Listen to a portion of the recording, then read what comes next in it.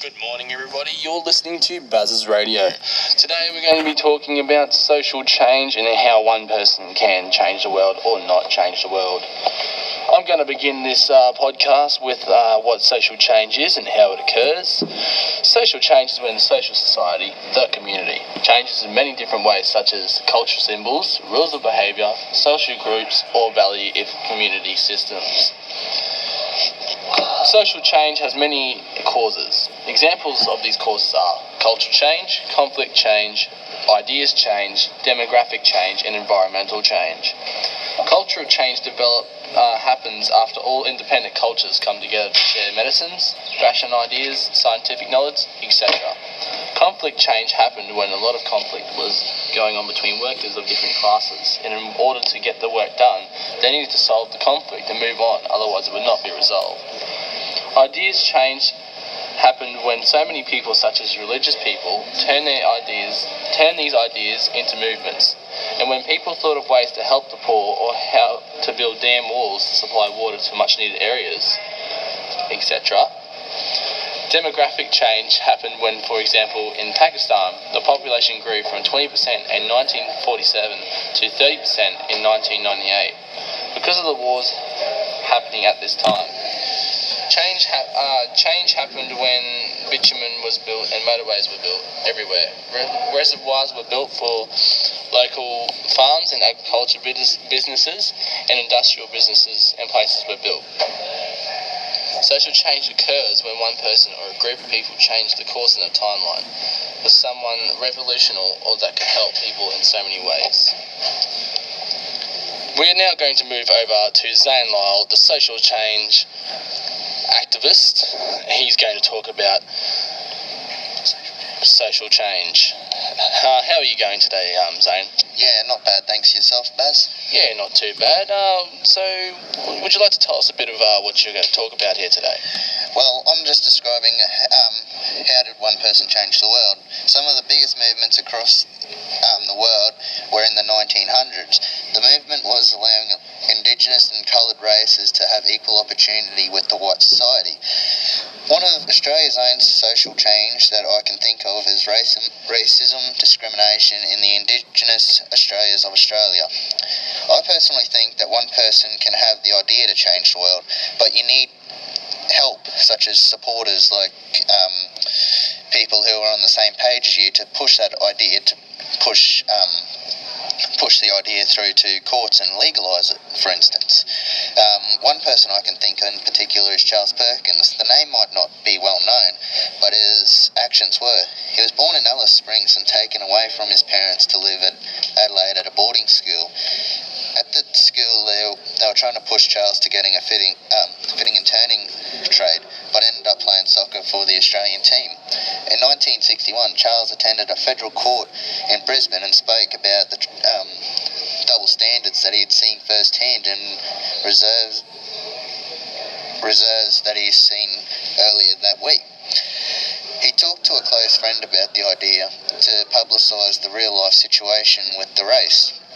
So he and his friends had collected 30 students to go on tour telling and informing people in the Western New South Wales areas to see how wrong it was that only returned Aboriginals from war can only go into RSLs, only on Anzac Day, mind you.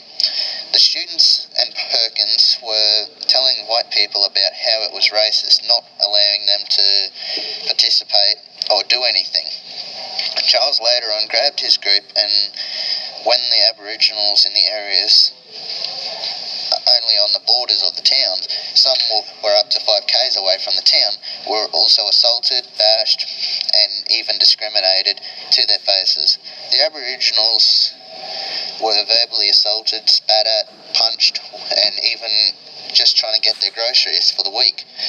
Charles and his group started getting more and more people coming to the group and started getting a lot of attention. It was only a matter of time before social media started following the group, and the government wanted to start to put an end to racism. The government asked Charles to become a national Aboriginal leader and spokesman for the Aboriginals affair. Charles had got the role, but still needed support of not only his race, but even the race that is the cause of the pain, the white folk.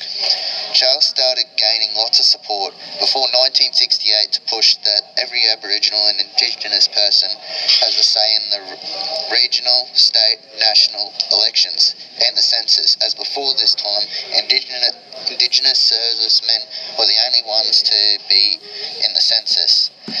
Charles had seen the problem, told people to help him, and by doing so, they changed the world for Indigenous Australians and Islanders. And one person cannot change the world, but he may have the idea, but without support, he could get nowhere. Something else we can think about is why racism and discrimination even come alive. Well, it was only starting off with when white people were using the Indigenous for cheap slavery, and that's how it started.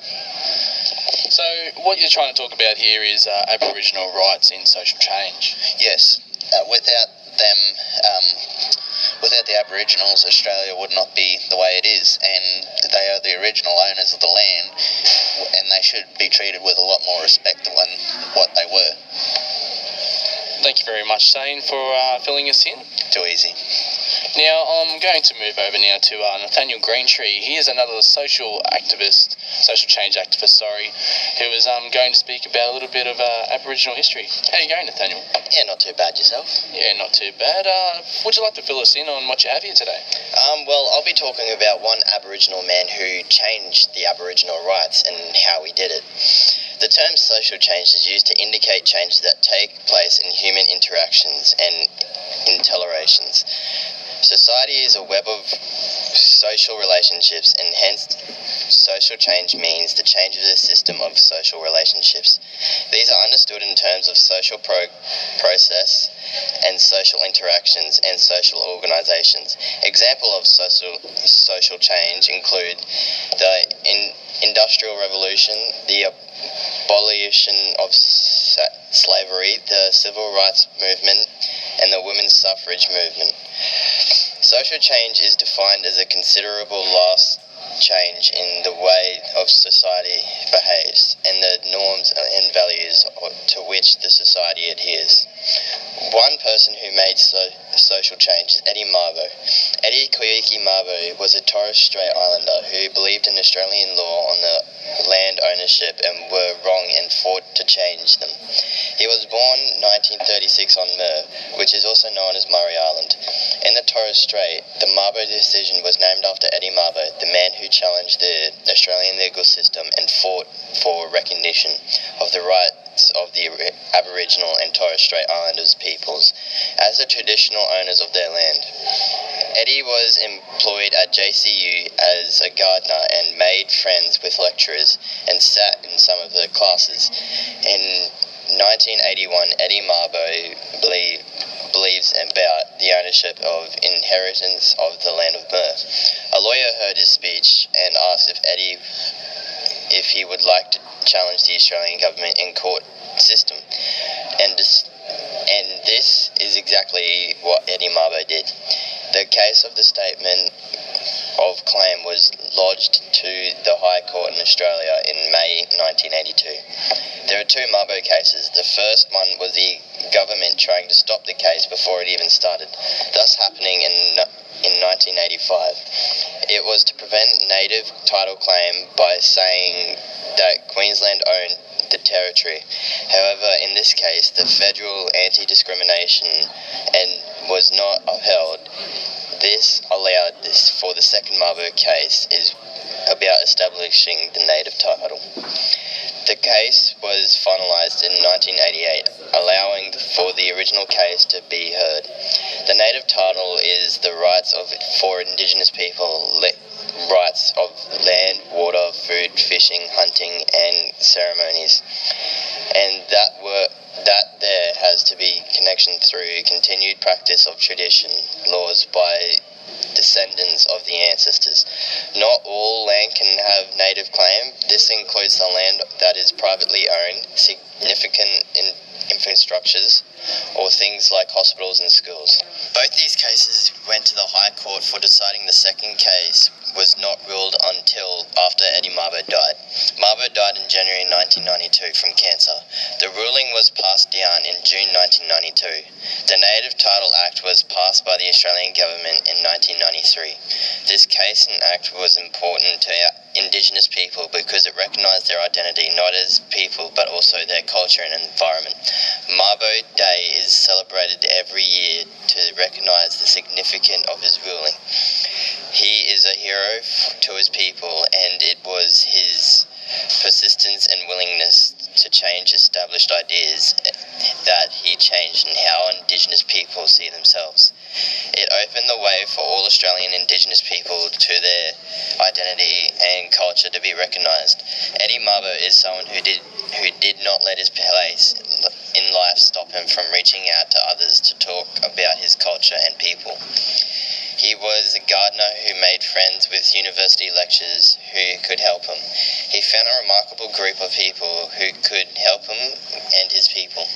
Eddie was able to persist through and find a way, and his willingness to stand up for what he believed and willingness to share with others. To be open and learning, that made a difference. So this Eddie Mabo, he brought the Aboriginal rights to the land of Australia? Yes, he did. He did what he believed what was right and made Aboriginals a part of our land today. Thank you very much for filling us in, Nathaniel. Thanks for coming today. No problem, anytime. We're going to move over now to our last social change activist in the station today, Zach Hatfield. How are you going today, mate? Oh yeah, alright. I just want to talk about Neville Boner and how he started the spark. Oh yeah, so fill us in on that, Zach. Right, so in 1946, Neville decided to move to Palm Island with his family to be with his wife's people. Over the next 17 years, he became interested in working to improve the people's ways of life on the island. Back on the mainland in the early 1960s, Neville joined the One People of Australian League, an Aboriginal advancement body which worked cooperatively with the government to improve Aboriginals' welfare, housing and education. Following the success in 1967 referendum, Neville decided it was time to enter politics and he joined the Liberal Party. In 1971, he became Australia's first Aboriginal senator, and he was re-elected in 1972, 1974, 1975 and 1980.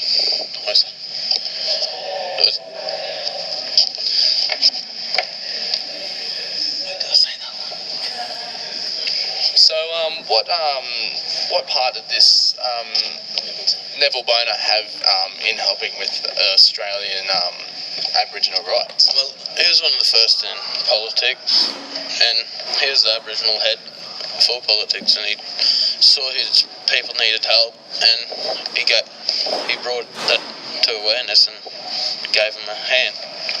So, Zach, do you think one person can change the world? Well, it is more than a simple yes or no. It is, in fact, both yes and no. One person can start the spark to change the world, but without followers, that spark will die with that person. Simply like a match. Once it is lit, it will burn until it goes out, and there will be no more flame. But if laid in dead grass, it will start a huge fire that will keep burning and burning, covering more area by the second. So it is yes or no. Well, it can't exactly be answered. Well, thank you very much, Zach Hatfield, for coming in today and talking about everything. Oh, that's alright, mate. That's about all we have time here today on Baz's Radio. We're now going to hook you onto a bit of It's Time by Imagine Dragons. You're listening to 68.9 on Baz's Radio.